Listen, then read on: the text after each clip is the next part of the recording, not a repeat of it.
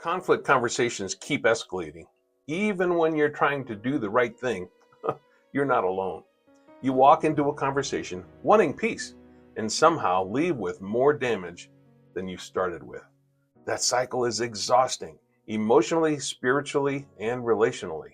Well, in this video, I'm going to show you how to communicate during conflict in a way that actually lowers tension, restores clarity, and opens the door to reconciliation, even if the other person isn't calm yet. What if the fastest way to de-escalate your next conflict isn't a technique, but a gospel reflex that softens hearts before a single word is spoken? Because when Christ shapes your response in tense moments, everything shifts: the tone, the direction, and the outcome. Today, I want to show you how that happens in real time, in real relationships, and in real conflict. Begin with the gospel posture, because repentance softens the ground. Most of us walk into conflict ready to defend, to justify, or to brace ourselves. We feel the surge of adrenaline, the pressure to get it right, and before long, the conversation tilts sideways. But the gospel pulls us somewhere else first: repentance, and not self-defense. Repentance isn't shame. It isn't groveling. It's God's kindness softening the ground where harsh reactions can grow. Imagine this. You're standing at the kitchen counter, hands around a warm coffee mug, but with a heart that's running hot. You feel the argument coming, and the Spirit nudges. Start with me, Lord. You breathe. You pray, "Oh, search me, O God." And you ask, what is my part, however small, that I can own right now? That single moment lowers the temperature in the room, signals humility, and opens relational space. And if you're wondering, oh, what if they're not humble too? Well, that posture won't guarantee that they respond well, but it does keep you from making things worse. And that's the power of gospel-first communication. Move toward the person, not to win, but toward the person. This is Matthew 5:18 in practice. After repentance softens your heart, the next shift is how you approach the other person. Move toward the person, not toward victory.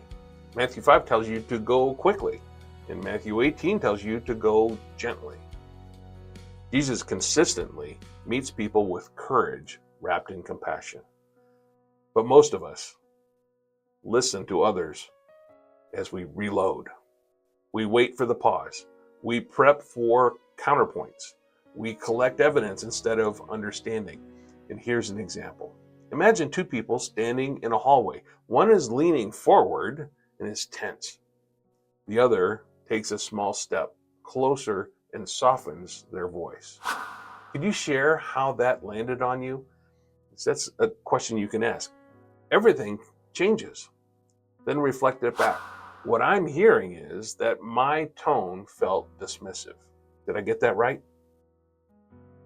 This posture transforms debate into understanding. It restores dignity. It lowers defensiveness. And it opens the relational door that repentance unlocked. And again, you don't need them to be perfect. You need to be faithful. Before we continue, if we haven't met, my name is Dwight Shetler, and I serve as President of Ambassadors of Reconciliation.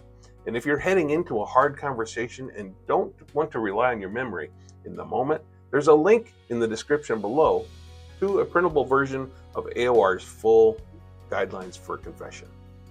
AOR teaches a gospel-shaped approach to confession, not as a checklist, but as a heart posture. For this moment, here's what matters most.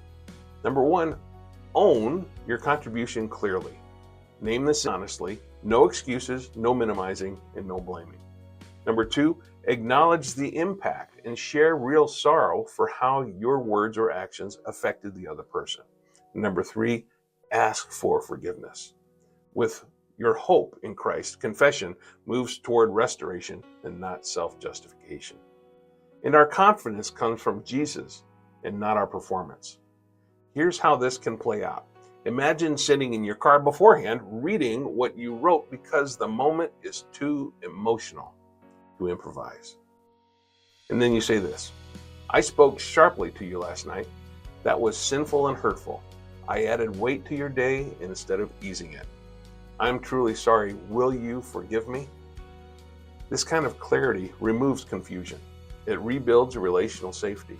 It creates a grace-filled environment where forgiveness can be offered freely.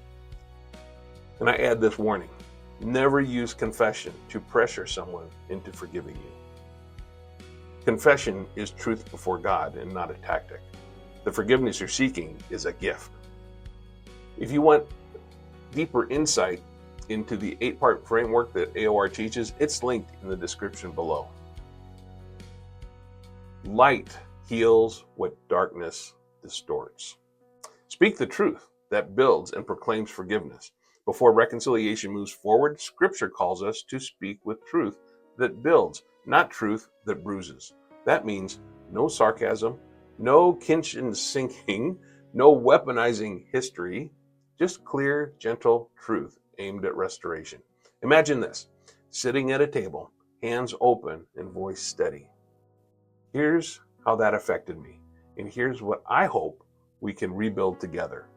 And then, when appropriate, speak forgiveness plainly. Because of Jesus, I forgive you. No theatrics, no emotional performance, just grace. This changes the emotional air. It reorients the relationship toward hope, and it says we're moving forward on the foundation of Christ, not on the ruins of the past. If you want the exact words to start that difficult conversation so you don't have to improvise, overthink, or guess, I want you to watch the next video. Well, I look forward to seeing you in the next video.